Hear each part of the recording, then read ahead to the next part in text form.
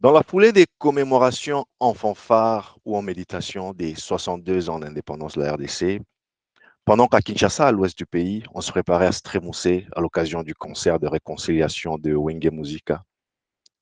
Et à Bunagana, à l'autre bout du pays, à l'est donc, il n'y avait strictement rien à célébrer, rien à commémorer. En effet, strictement parlant, Bunagana n'est plus tout à fait concerné par ce qui se fait, par ce qui se passe en RDC suite à son occupation de force par des ennemis depuis la mi-juin 2022. Ce qui est d'ailleurs toujours le cas au jour où nous enregistrons cette vidéo à la mi-juillet 2022. Au moment donc où chacun commémorait à sa manière les 62 ans d'indépendance, selon qu'on se sentait concerné ou non, il s'est passé un petit événement relativement peu commenté. Mais c'est pas grave, vous savez, au pays de la rumba, il y aura toujours le temps de réfléchir après le concert. Le temps va attendre. Le peuple doit d'abord chanter, manger, boire, s'amuser. C'est un peu comme une catharsis. C'est dans notre ADN. On est comme ça et on n'y peut rien. Le petit événement, les amis, c'était le 29 juin, pardon, euh, lorsque fut promulguée la nouvelle loi électorale et sa publication donc dans le journal officiel. Évidemment, tout le monde n'était pas à fond dans le concert. Et donc, il y en a qui n'ont pas manqué de crier au scandale, notamment en dénonçant la possibilité du vote électronique qui, je les cite, serait l'institutionnalisation de la fraude électorale massive aux élections de 2023. L'occasion donc pour nous de revenir sur quelques questions. C'est quoi déjà le vote électronique? Pour quel intérêt donc? Est-ce qu'il a marché ailleurs? Est-ce qu'il peut marcher en RDC? Salut les amis, je suis Dr JP Mouka. C'est un réel plaisir de vous retrouver pour ce nouveau numéro de Excel Africa BizTech. Cet espace qui, vous le savez maintenant, décrypte les enjeux de développement en Afrique et en RDC à l'intersection de la transformation numérique et du commerce international. Alors les amis, on va passer tout droit à notre numéro 32. Si la technique nous le permet. Merci. Bienvenue donc. On est à la mi-juillet à ce numéro 32 qui parlera donc du vote électronique en RDC. Alors, j'en profite déjà pour vous remercier, vous qui êtes déjà abonnés, vous qui me regardez en ce moment, et vous inviter à faire de même pour vos proches. Très souvent, c'est un peu comme une ritournelle. Je parle de s'abonner. Je vous dis en 2 mots, abonnez-vous, partagez, likez. Je vous le redis aujourd'hui, mais permettez-moi, donnez-moi 2 minutes de votre temps. J'aimerais juste vous expliquer un petit truc et puis on pourra en discuter. D'abord, merci infiniment parce que euh, en, cette, en ce moment, donc cette semaine, on est à la mi-juillet 2022. Cette chaîne touche les 30 000 vues. Alors, 30 000 vues, c'est pas terrible, c'est pas beaucoup. Mais pour 4 mois de travail, je dirais que c'est pas trop mal, les amis. J'ai vu des chaînes qui sont plus longues et qui ont beaucoup moins de vues. Et je pense qu'il y a de quoi être fier. Merci, tout le mérite vous revient. Mais j'aimerais vous exposer quelques chiffres et donc vous aider à m'aider, en quelque sorte. Vous savez, nous touchons les 30 000 vues sur l'ensemble de la chaîne. Et à ce jour, nous avons publié une trentaine de vidéos. On va faire 30 vidéos pour faire simple. C'est un peu plus de 30, mais on va faire 30 pour faire simple. Donc, nous avons en moyenne 1000 vues par vidéo. Alors, 1000 vues par vidéo, j'ai un peu bossé sur YouTube, j'ai un peu regardé ce qui se fait de mieux, c'est quoi les standards recommandés, c'est quoi les ratios plus ou moins sains, si vous voulez. Et je trouve que, ce que j'ai pu découvrir, c'est que le ratio en général est de 1 à 5, c'est-à-dire pour une chaîne qui tourne autour de 1000 vues en moyenne par vidéo, nous devrions tendre vers 5000 abonnés. 1000 vues par vidéo, 5000 abonnés. Alors, ce ratio, il est de 1 à 5, il peut être de 1 à 4, il peut être de 1 à 6 ou voire même 7, selon le contenu. Vous savez, sur YouTube, sur les réseaux sociaux, en gros, c'est du contenu euh, c'est du divertissement, c'est de la formation, c'est de l'information, c'est les grandes rubriques. Et puis, bon, voilà, il peut y avoir une ou deux autres rubriques par-ci, par-là. Donc, selon la catégorie, les ratios peuvent changer un peu. C'est-à-dire, par exemple, si votre contenu ne fait que de la formation à un public très ciblé, évidemment qu'elle n'a pas vocation à intéresser tout le monde qui tombera dessus. Et donc, ce ratio-là, il sera moindre par rapport à si voilà, vous mettiez des résumés des matchs de foot qui ont plus de chances d'intéresser plus de monde, y compris ceux qui ne sont pas forcément amateurs de la discipline, parce que bon, ça ne demande pas beaucoup d'efforts de regarder un match de foot, surtout si c'est un résumé de 3 minutes. Et voilà. Donc, c'est un peu ça. Donc, on est en train d'apprendre aussi comment ça se fait, les ratios et vers quoi on devrait tendre. Mais en gros, un constat s'impose. Pour une chaîne de notre niveau, on a beaucoup trop de vues et trop peu d'abonnés. C'est vraiment le constat qui saute aux yeux. Alors, deux choses. La première, c'est pour rentrer dans des ratios équilibrés. La première, c'est diminuer le nombre de vues. Mais vous l'avez compris, c'est n'importe quoi. Je ne vais quand même pas faire des vidéos et demander aux gens, s'il vous plaît, ne regardez pas. Dès que vous voyez qu'il y a autant de vues, non, non, non, non, zappez autre chose, s'il vous plaît. Évidemment que c'est n'importe quoi. Donc, il nous reste la deuxième option. Et la deuxième option, ce sera quoi? Ce sera augmenter le nombre d'abonnés. Donc, nous devrons tendre vers, aujourd'hui là déjà, vers 4 000, 5 000, peut-être un peu moins, vu la nature de notre contenu, et j'en parle tout à l'heure. Mais au moins, aujourd'hui, de 300 abonnés, nous devrons faire, c'est même pas le dixième de ce que nous devrons faire. Donc, nous devrons tendre vers les 2000, 2500 abonnés cette année 2022. Et c'est là le service que je vous demande à vous. Si en ce moment, ça fait déjà quelques 7 minutes par là que je vous parle, vous êtes encore en train de m'écouter, je vous lance un appel pressant. S'il vous plaît, abonnez-vous. Vous savez, même à moi, il m'est arrivé de regarder des vidéos sur des chaînes que j'aimais beaucoup, sur diverses thématiques qui m'intéressent. Je suis revenu dessus pendant plusieurs mois sans jamais m'abonner. Quand même, j'entendais les appels, abonnez-vous, cliquez sur la clochette, envoyez-moi un like. C'était pas tout à fait. Je me sentais pas concerné. Voilà. C'est pas que je voulais pas, c'est tout simplement que je me sentais pas concerné. Alors, s'il vous plaît, je vous demande, faites-le pour moi, faites-le pour le petit travail que nous sommes en train d'essayer de rendre visible et de faire grandir pour qu'on monte et que l'on se rapproche plutôt, qu'on tende vers les 2000, 3000 abonnés avec ce genre de ratio que l'on a et ce serait le meilleur service que vous pouvez nous rendre. Il y a eu aussi des commentaires, par exemple, parce que qu'est-ce qu'il faut faire? De notre côté, on se remet aussi en cause. Il y a certaines petites choses qu'on peut faire. Par exemple, nous sommes en train de parler de voilà, rendre le contenu un peu plus sexy, entre guillemets, un peu plus attrayant. Parce que si très peu de gens s'abonnent, comme c'est notre cas, beaucoup de gens regardent, c'est-à-dire ils tombent sur notre vidéo. Vous savez, des fois, il y a des recommandations automatiques selon le sujet parce qu'on a pris du temps de lister cette vidéo dans certaines catégories. Donc, YouTube, dans son infinie puissance, peut recommander comme ça. Et si les gens s'abonnent très peu, c'est qu'il y a plusieurs scénarios. Un scénario, c'est qu'il y en a une catégorie qui regarde, mais ils sont tombés dessus tellement par accident qu'au bout de 10 secondes, ils savent qu'ils n'en ont pas besoin, ils n'en ont pas envie, ils zappent, ils passent à autre chose. Bon, c'est là qu'un contenu, entre guillemets, sexy peut leur faire dire mais attendez, c'est quoi déjà cette chaîne?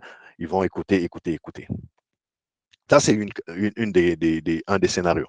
Il y a un autre scénario où les gens, ils écoutent tout simplement. Certains écoutent jusqu'au milieu, certains écoutent jusqu'à la fin, mais ils ne s'abonnent pas. Ils disent, oh, c'était intéressant, je vais revenir. Ah, ils notent, OK, d'accord, docteur JP Mouka, OK, Excel Africa Bistec, c'est bon. Et puis après, ils se disent, mais c'était encore quoi la chaîne? Ils ne se rappellent plus. Et donc, on les a perdus comme ça jusqu'à ce que YouTube leur repropose la vidéo ou qu'ils tombent dessus par hasard une autre fois. D'accord? Donc, il y a beaucoup de choses que nous, on essaie de faire. Alors, parmi les propositions, les rendre un peu plus sexy, mais il y a aussi les rendre un peu plus courtes. C'est une proposition que nous prenons avec humilité. Même si j'avoue que j'ai bossé un peu là-dessus et j'ai vu un peu, j'ai fait quelques recherches là-dessus. Euh, je, je tombe à la conclusion que les vidéos les plus courtes ne sont pas nécessairement les plus vues et les plus longues ne sont pas nécessairement les moins vues. Le tout est vraiment, ça dépend des sujets. Je vous donne un petit exemple. Moi, je suis tombé récemment, j'ai rencontré un petit jeune. Quand je dis jeune, c'est vraiment quasiment un enfant. Hein, c'est un enfant. Et il a sa petite chaîne, il draine déjà quelques milliers d'abonnés et parmi ses vidéos les plus célèbres, il y en a qui fait 200, peut-être 217 000 vues. Je dis, waouh, moi je rêve de ça aujourd'hui. Hein. Avec notre petite chaîne, ça fait évidemment le petit, ça fait peut-être 5, 6 ans qu'il est dessus. Il poste des petites vidéos comme ça. C'est pas le même sujet. Il le fait peut-être sur des petits jeux vidéo qu'il monte lui-même. Alors, évidemment que je me suis abonné pour l'encourager. Je vous demande donc si vous me regardez en ce moment, même si le sujet ne vous intéresse pas beaucoup, abonnez-vous quand même. Mais quand je regarde, je vous promets qu'il y a par exemple certaines vidéos, je suis tombé dessus, je regarde 15 000 vues. Waouh, ok, allons voir ce qu'il y a dedans. Je clique sur la vidéo. La vidéo est longue de 2 secondes. Je vous promets, les amis, 2 secondes. Ce n'est pas une manière de parler, ce n'est pas une façon de parler. 2 secondes, c'est-à-dire une, deux, la vidéo est arrêtée. Alors, j'imagine que pour son public, les petits qui font des trucs sur les jeux vidéo, peut-être que ça a de l'allure, mais évidemment, vous ne vous sentirez pas respecté si je vous faisais une vidéo de 2 secondes ici. De quoi on va parler en 2 secondes? Donc, il y a la question aussi de de l'audience, de la cible. Vous savez, avec mes proches et même certains d'entre vous qui me regardez en ce moment, j'ai pu peut-être sous le ton de la boutade dire en blaguant pour dire voilà, on a quand même une certaine cible, on essaie de cibler un certain public et j'ai l'habitude de dire pour chez moi en RDC, la maman maraîchère, vous savez, la maman qui va faire les champs le matin et qui nourrit la ville, elle est hyper importante au développement du pays parce que sans elle, on n'a tout simplement pas de bouffe. Le papa pêcheur ou pêcheur qui prend sa pirogue, qui va chercher du poisson pour qu'on on ait de la bouffe, ils sont hyper importants dans la vie de la société, mais hélas, ils ne sont probablement pas la cible principale de cet espace. Peut-être qu'ils le seront. Vous savez, ça, c'est le dilemme du vulgarisateur. Moi, je me considère comme un vulgarisateur, les amis, et demander, on vous dira toujours que dans la vulgarisation, le plus grand dilemme, c'est vulgariser, c'est quoi? C'est prendre des sujets qui peuvent autrement être relativement complexes, les disséquer, les découper, les diluer dans des morceaux qui peuvent facilement être digérés par quelqu'un qui n'est pas considéré un expert. Et le dilemme du vulgarisateur, c'est toujours donc de savoir à quel moment diluer assez et s'arrêter pour ne pas perdre trop de monde en chemin, garder quand même une certaine consistance et ne pas aller. Et aussi à quel moment s'arrêter pour ne pas aller tellement bas qu'on a perdu l'intérêt de tout le monde. Trouver le juste milieu. Il n'y a pas de science là-dessus, il n'y a pas de religion là-dessus, ça dépend des sujets, ça dépend de vos commentaires que j'essaie d'intégrer, comme vous pouvez bien le voir. Donc, on essaye, on y va aussi par essai-erreur, c'est un apprentissage très exaltant, les amis. Donc, mais je confirme quand même que parmi nos cibles, vous m'entendez souvent interpeller les décideurs. Vulgariser, c'est rendre des décisions, rendre des sujets relativement complexes accessibles à des personnes qui pourront en prendre compte dans leur prise de décision du quotidien.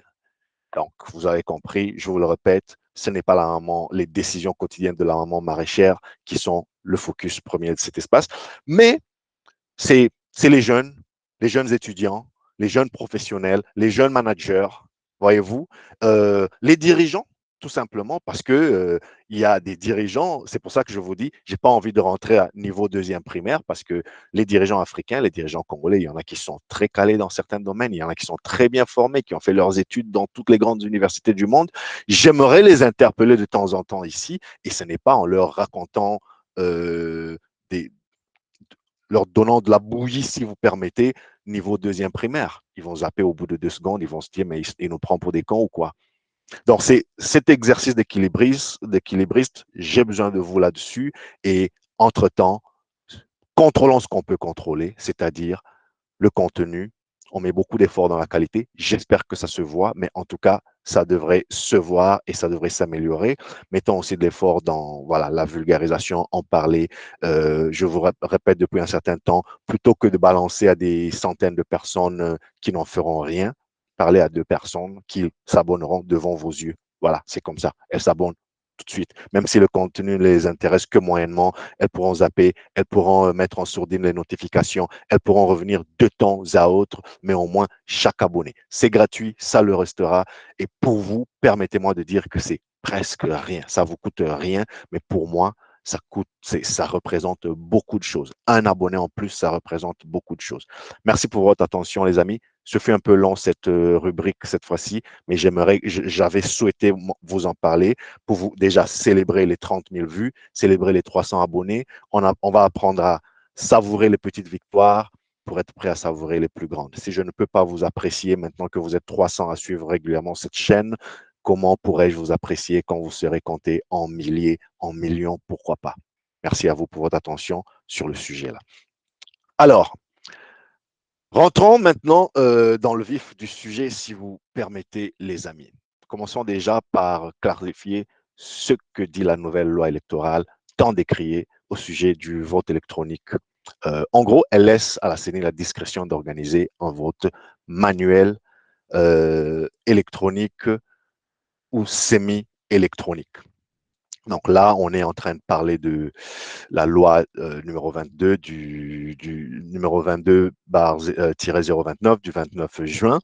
Et si je peux zoomer juste un petit morceau de la loi, ici vous pouvez voir dans l'article 47, on nous parle là du vote qui s'effectue au moyen d'un bulletin papier unique, serré, voilà, et on nous explique donc qu'il devait être semi-électronique, électronique ou manuel. Donc les trois types de vote sont ici. Et donc, c'est vraiment ça le sujet de la vidéo parce que la loi autorise explicitement à la CENI, donc à la Commission électorale nationale indépendante, de faire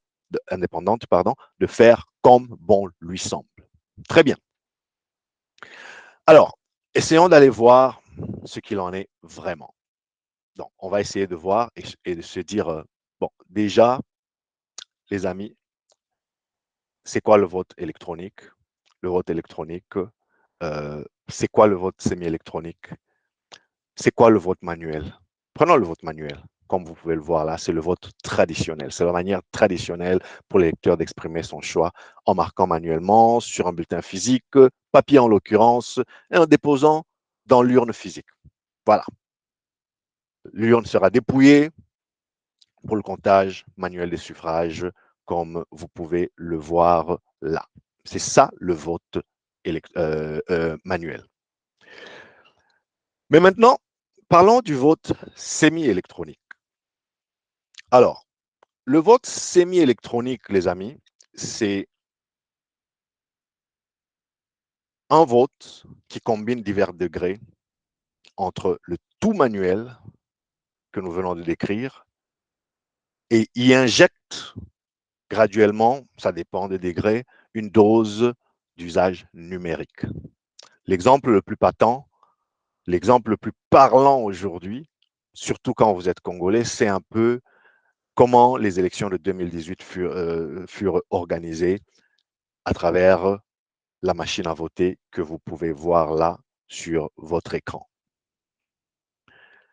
Voilà un peu à quoi ressemble. Ça, c'est un usage du vote semi-électronique. D'accord? Donc, vous voyez là, l'électeur qui s'en va, qui rentre des données, qui obtient la machine lui imprime un papier, ensuite l'électeur ou l'électrice s'en va le déposer dans l'urne. Voilà un peu un exemple de vote semi-électronique. D'accord? En gros, au lieu d'imprimer des tonnes de papier, des bulletins, donc ils sont tous digitalisés. Vous faites votre choix et le tour est joué. Alors, ce qui clarifie un certain nombre de choses, mais j'ai envie de dire à ce niveau que ça n'écarte pas toutes les controverses, car comme chacun sait, cette imprimante, ce kit, n'est pas aussi bête, ni aussi muet, ni aussi isolé qu'on veut parfois le faire croire. En effet, ces kits, ils contiennent une puce, donc une intelligence pour traiter et sauvegarder éventuellement toutes les requêtes qui lui sont dictées par les lecteurs, mais aussi un émetteur pour pouvoir communiquer avec l'extérieur, probablement le centre de compilation. Et donc, voilà, constituer une sorte de redondance pouvant servir de contrepoids, de preuve pour valider ou invalider les résultats du vote physique en cas de doute. Et c'est précisément à ce niveau-là que les vrais problèmes commencent, les amis. Car, par exemple, dans la loi en question, que nous venons de regarder, la loi électorale, il n'est pas établi avec clarté la préséance en cas de divergence, notamment entre les résultats physiques et les résultats numériques. Comme on peut le voir ici, en cas de divergence, là je vous ai juste zoomé un passage, les résultats issus du dépouillement manuel et ceux du dispositif électronique, entre les résultats manuels et électroniques, la Commission électorale nationale indépendante procède aux investigations et à la correction de l'erreur au niveau du centre local de compilation des résultats. On ne dit pas que non, les résultats manuels l'emportent sur les résultats électroniques ou l'inverse. Parce qu'on aurait pu, mais le législateur, à ce sujet, n'a pas souhaité préciser. Donc, il y aura, comme vous pouvez le voir, des investigations, des enquêtes, quitte à déterminer, voilà, lequel serait précédent. Il pourrait aussi y avoir 1000 autres façons de trancher entre les résultats physiques et les résultats numériques en cas de divergence. Par exemple, on pourrait s'entendre sur un seuil acceptable de divergence. Donc, on dit par exemple un seuil de 2%. En bas de 2% de divergence, on ne fait rien, on prend celui que l'on a choisi comme le plus précédent. Par contre, à plus de 2% de divergence, on procède à un recomptage manuel, par exemple, ou électronique, donc l'inverse. Donc, l'idée, c'est quoi? On choisit un mode primordial, l'autre sera un mode secours en backup, et en cas de divergence, on procède à un audit ou un recomptage du mode primordial. Ça aurait pu se faire, ce n'est pas ça l'impression que j'ai. Bon, mais voilà, c'est une loi, donc c'est des arbitrages entre des volontés humaines que l'on coule sous forme de loi. Et nous, ici, on est là pour essayer de les décortiquer, de les analyser. Mais soyons un peu sérieux. Je ne vois pas la RDC aujourd'hui adopter les sources électroniques comme voie ultime de règlement de conflit. Les raisons sont multiples. Je pourrais ici en évoquer quelques-unes. Premièrement, les amis, j'évoquerai des raisons culturelles. Oui, des raisons culturelles. Vous savez, je vais juste... Alors, tout petit instant là. Je ne sais pas pourquoi j'ai cet écran là. Petit, excusez-moi les amis, juste un petit glitch la technique. Alors, ouais, la technologie que je suis en train d'essayer là, elle n'est pas toujours très bien maîtrisée ou elle n'est pas toujours la meilleure, mais en tout cas, excusez-moi les amis.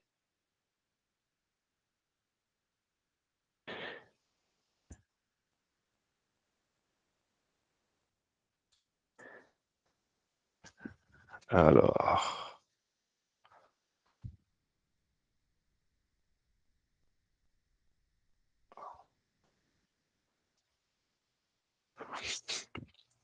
désolé les amis, j'ai un petit souci. J'ai même un gros souci. Il y a quelque chose de pas correct qui se passe là sur mon écran. Et donc, je suis un peu bloqué. Oh là là.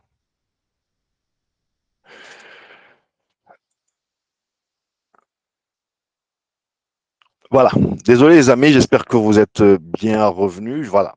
Voilà un autre arbitrage qu'on devra faire, c'est les aléas du direct. Moi, j'ai préféré jusque-là le faire sans montage parce que voilà, pour permettre aux aléas du direct que ce soit naturel, que ce soit voilà, avec tout ce qu'il peut y avoir comme aléa. Donc, je suis désolé pour tout inconvénient et donc je vais repartir où on en était, à savoir, voilà, il y a plein de trucs qui ont été reset de mon côté. Désolé, vous le voyez peut-être pas tout à fait, mais c'est le bordel, pardonnez-moi l'expression, chez moi en ce moment. Et donc, 10 secondes en plus et je pourrais retrouver le fil de ma présentation et notre petit entretien pourrait reprendre. Voilà. Alors là, c'est vraiment n'importe quoi. Je suis vraiment désolé, les amis. Voilà, c'est n'importe quoi. C'est n'importe quoi, mais je vais y arriver dans quelques minutes. Nous étions en train de parler des raisons culturelles pour lesquelles le vote tout numérique serait très problématique en RDC. Je crois avoir retrouvé le fil de ma présentation et donc je vous reviens encore une fois. Désolé pour l'interruption, ce sont les aléas du direct. Donc, j'étais en train de vous dire, les amis, est-ce que vous trouvez normal que dans un pays, un État où quasi rien n'est fait, sinon très peu pour démocratiser le numérique, et la confiance qui va avec impose subitement à ces populations d'avoir confiance en un verdict numérique aussi crucial que le choix de leurs dirigeants. C'est quand même une situation un peu ubuesque. Voici un pays où 90% du commerce, par exemple, se fait en informel et en physique, en cash. Alors que les instruments numériques pourraient graduellement être injectés dans le quotidien des citoyens pour les habituer justement au numérique.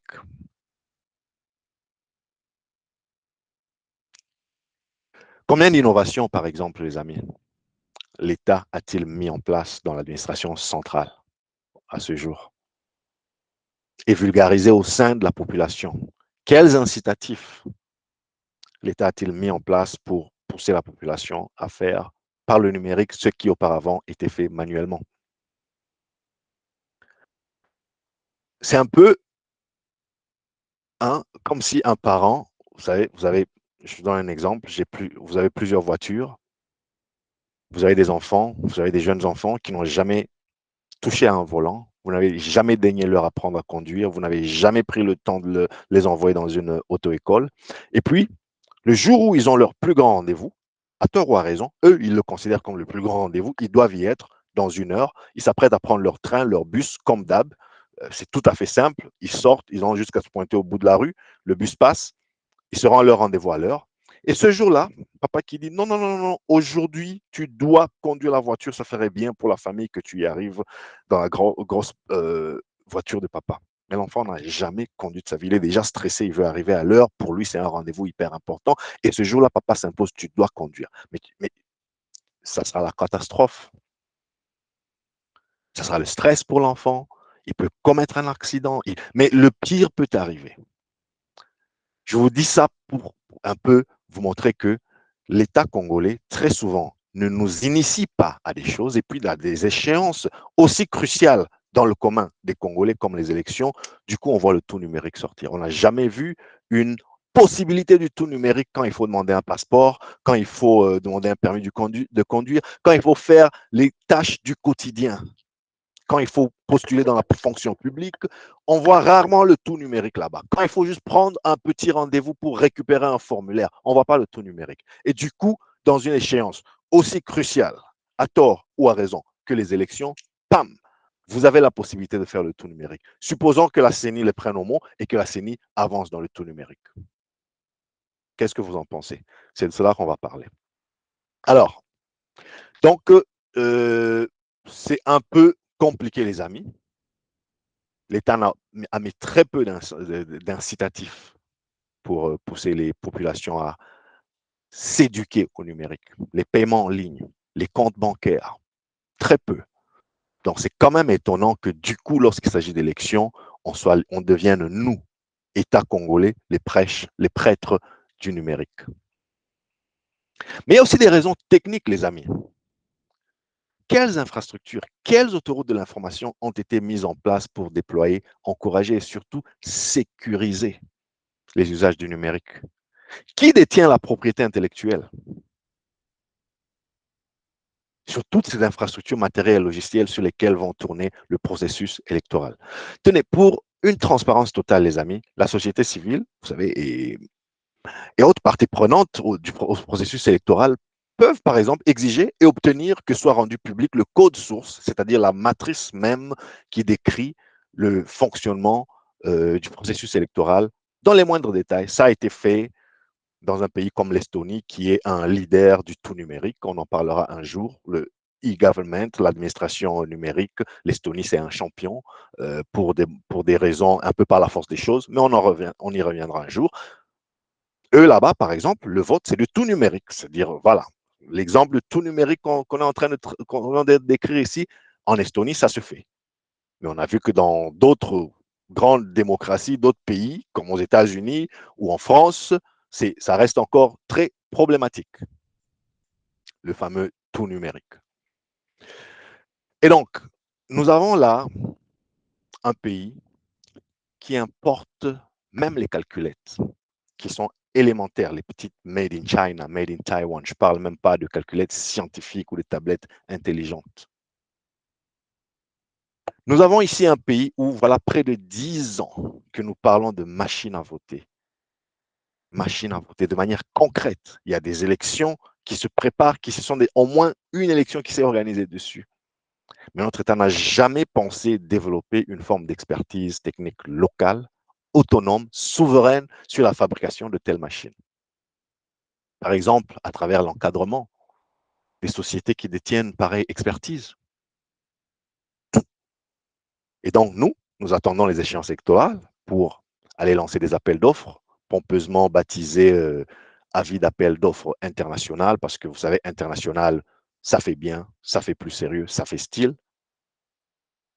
Même lorsque les enjeux sont imminemment nationaux et qui touchent le cœur même de notre souveraineté. Je vous défie de me trouver des exemples où en France, on invite le monde entier à venir soumissionner sur des projets dont l'enjeu touche sur la souveraineté nationale, sauf peut-être exceptionnellement pour des technologies de pointe. Et encore là, c'est toujours dans des cadres bien intégrés tels que l'OTAN ou d'autres. Mais c'est quel genre de leader, c'est quel genre de peuple qui trouve toujours normal de continuellement importer les compétences sans jamais exiger un transfert, sans jamais exiger un transfert local de compétences. On importe, les experts, ils viennent, ils mettent une boîte noire, ils s'en vont avec toute l'expertise, où ils restent nous dominer. C'est un peu comme ça qu'on fonctionne. Il va falloir qu'un jour ça s'arrête, non, les amis? Et donc, même là, nous-mêmes, on a tenté de minimiser en communiquant comme pour anesthésier le commun mortel. Ben, vous savez, la machine à voter, ce n'est qu'une imprimante, ni plus ni moins.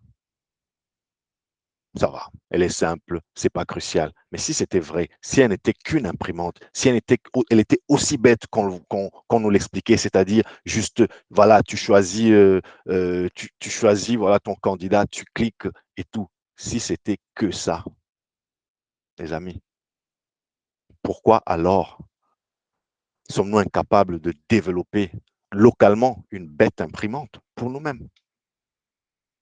Pourquoi il faut toujours aller l'importer? Donc, en autant d'années qu'on parle machine à voter, au Congo, il n'y a pas de compétences locales pour développer une machine aussi bête qu'on la présente. C'est toujours des appels d'offres internationaux. Ensuite, la société qui gagne l'appel d'offres, elle ne sera pas congolaise, car même si elle existait au Congo, une telle société, l'État congolais jugerait certainement trop risqué de confier une tâche aussi énorme à une firme congolaise. On se retrouvera donc avec les usual suspects, toujours les mêmes, les suspects habituels, les Chinois, les Coréens, les Américains, les Français, les Canadiens, etc., etc.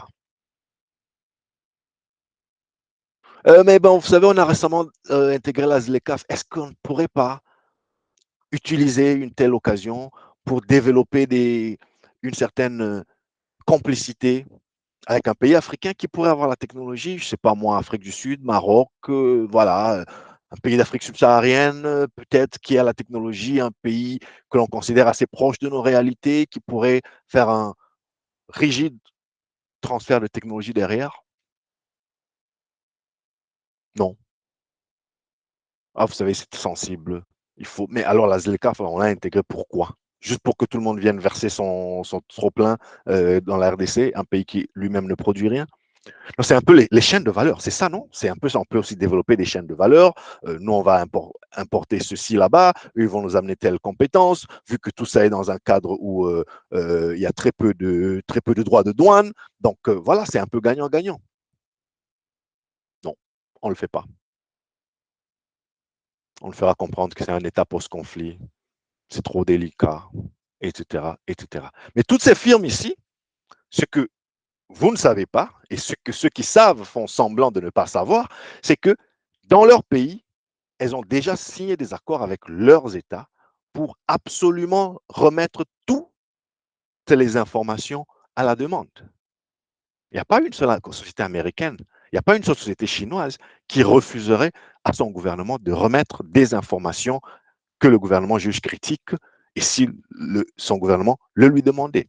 Et c'est à ces firmes-là qu'on accorde trop souvent le code source, l'intelligence, la matrice même de systèmes aussi critiques que la machine à voter. Voyez-vous, les amis, ça, c'est une question, il faut qu'on y réfléchisse. Mais entre-temps, évidemment, on boit, on danse, 62 ans d'indépendance, parce que c'est notre culture, parce qu'on est comme ça, parce qu'on n'y peut rien. Est-ce que ça ne vous donne pas un peu envie de pleurer, les amis? Lorsqu'on doit promouvoir notre culture, par exemple, et faire rayonner notre originalité culturelle, eh bien, nous, on clochardise nos artistes. On ne valorise pas notre culture, notre musique, nos arts de diverses natures. Et lorsqu'il faut aller sur le fond des enjeux, lorsqu'il faut être à fond sur des enjeux à souveraineté, enjeux de souveraineté nationale, eh bien, c'est là l'occasion rêvée pour réunir les mêmes acteurs que nous avons clochardisés, et puis on claque 580 000 dollars pour les aider à mieux nous anesthésier, pour les aider à mieux nous faire oublier la triste réalité, un peu comme noyer nos soucis.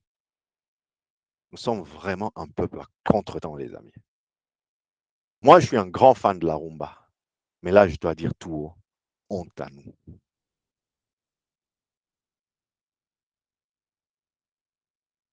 Alors, les amis, il y a aussi des raisons d'éducation, des raisons de formation. Prenons les protagonistes même aux élections, c'est-à-dire les partis politiques, par exemple.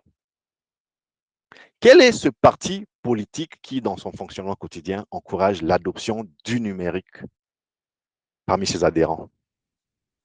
Combien parmi eux ont ne fût-ce qu'un site web fonctionnel et régulièrement mis à jour? Je vous défie, les amis, allez essayer, vous me direz en commentaire. Prenez tous les partis politiques de la scène congolaise, prenez tous les acteurs politiques, y compris la CENI. Tous ces acteurs à qui on demande de concourir au vote, de concourir à l'animation des échéances électorales. Tapez leur nom sur Google parce que vous essayez de comprendre comment ça marche au Congo. Est-ce que c'est un tour? Est-ce que c'est deux tours? Voilà, vous essayez de vous informer. Ça peut être des jeunes étudiants, ça peut être des curieux, ça peut être n'importe qui. Vous tomberez trop souvent sur des comptes Twitter, même pour la CENI, l'instance suprême qui est censée organiser et donc vulgariser les enjeux électoraux. J'ai vu qu'elle est en train de retravailler sa com, son logo, et il y a tout un tintamarre qui a été fait là-dessus dans cette semaine. On attend de voir ce que ça va donner. Mais aujourd'hui, vous avez plus de chances de tomber sur les comptes Twitter des uns et des autres que sur des pages en ligne bien fournies où on peut accéder à des documents d'archives. Ah bon? Et depuis quand Facebook et Twitter sont devenus des outils institutionnels privilégiés pour une communication d'une institution? Depuis quand Twitter est devenu l'outil de vulgarisation et de communication pour les masses qui pourraient ne pas savoir ce que vous faites en tant qu'organisation? Faut pas mélanger les choses. Vous savez, enfin, c'est comme si vous me demandez de soumettre, je sais pas moi, mon test à l'école. J'ai un test à l'école et puis vous me dites, bon voilà, c'est juste 5 pages, écoute, soumets-le par SMS. Dans l'absolu, peut-être, je peux faire une succession de SMS. Mais on est d'accord que le SMS n'est pas le moyen adapté. Le SMS est un très bon moyen dans un autre contexte pour dire ce que j'ai à dire ou pour recevoir des messages.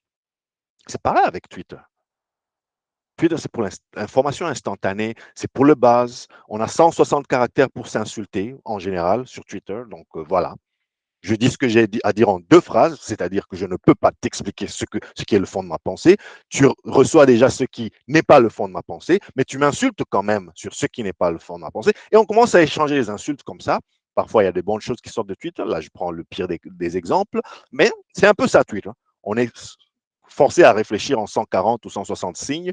Et voilà, vous voyez quelqu'un de bien éduqué, de bien instruit, qui écrit des bouts de mots, des bouts de phrases, des je suis, genre les trucs que j'aime jamais que mes enfants m'écrivent. Et quand ils m'écrivent ça, je les rattrape direct, genre GS8 pour dire je suis. Bon, voilà.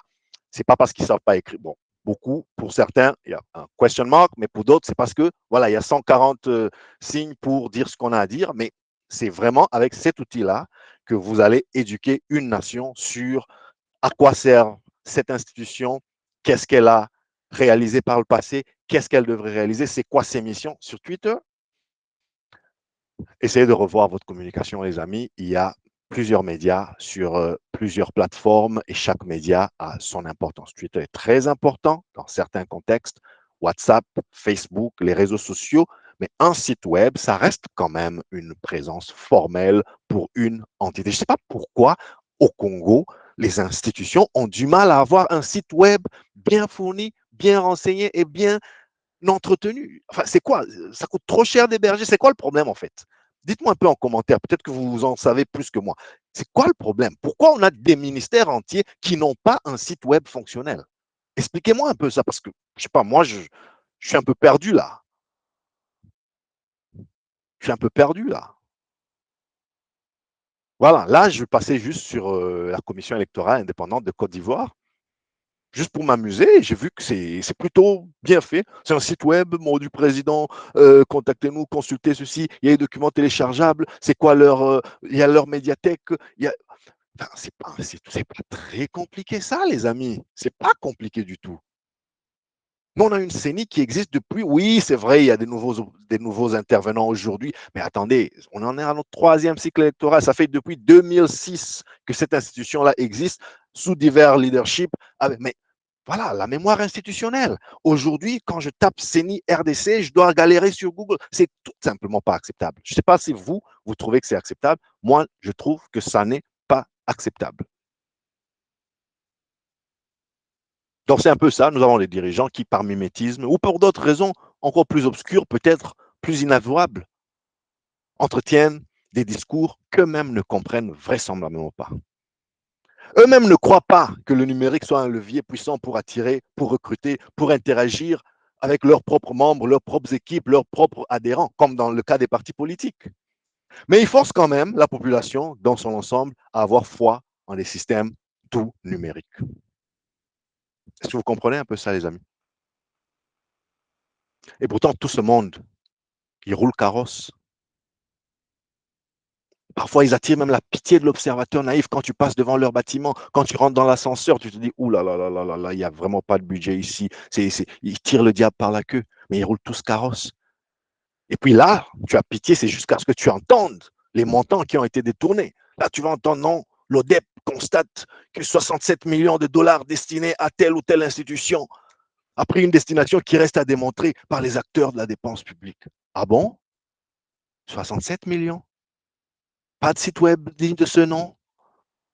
Pour certains, ça faisait le buzz des médias il n'y a pas longtemps, pas d'ascenseur qui marche. Bref, vous comprenez. Et ça, ce n'est pas une fixette sur une seule organisation. Il se trouve qu'aujourd'hui, on parle d'un sujet précis, mais multiplier cet exemple, il est applicable, mais alors partout dans la fonction publique, dans l'administration publique et dans ce que nous pouvons appeler les entreprises de l'État, les entreprises para-étatiques. Mais le drame, c'est que même la population, elle est tellement peu conscientisée à ces enjeux que personne ne pense que l'accès à une information à jour sur le site d'un organisme public, par exemple, devrait être un droit. Pourquoi en est-on aujourd'hui à supplier un ministère ou une agence de l'État de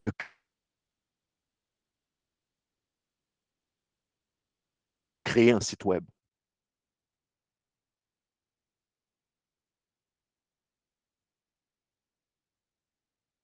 Tu vois encore aujourd'hui fréquemment un jeune étudiant qui préfère payer ses 3 taxis partir du campus pour se rendre au centre-ville. Tout ça pour demander un renseignement basique. Mais j'ai jamais entendu parler d'un soulèvement de jeunes étudiants pour réclamer l'accès de qualité.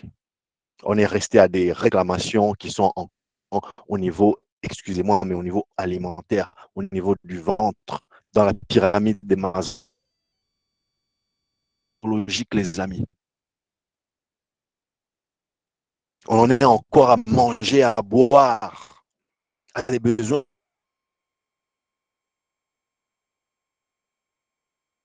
tellement basiques. On n'en est pas encore en tant que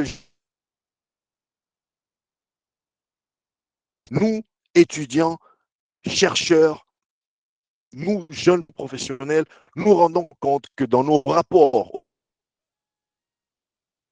dans nos différents, nous n'avons la main sur des sources congolaises. Et donc, on va s'adresser aux autorités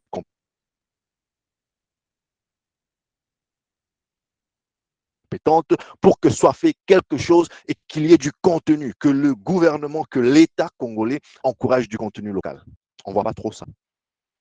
Je vous en ai parlé dans un numéro précédent, c'est-à-dire on fait une thèse sur des problématiques très tropicalisées. Mais bon, la première référence, c'est M. Lafontaine, qui n'a jamais mis les pieds dans un pays tropical, qui habite. Voilà un peu les amis, à quoi ressemble notre situation. Moi, je pense que c'est assez triste. Je pense qu'il y a quand même du souci à se faire, les amis. Je pense que vous et moi, on devrait conscientiser à ce genre de problématique. Alors, je vais m'arrêter ici pour cette première partie. Nous allons parler du vote manuel, du vote semi-numérique. Nous allons revenir pour une deuxième partie, c'est-à-dire un nouveau numéro, pour parler essentiellement du vote électronique. D'ici là, n'oubliez pas de liker la vidéo, les amis. D'ici là, prenez soin de vous et des vôtres. Et ensemble, essayons d'éclairer les masses, les informer du progrès, les outiller pour la concurrence. Docteur JP Mouka, je vous dis à très bientôt. Chap chap.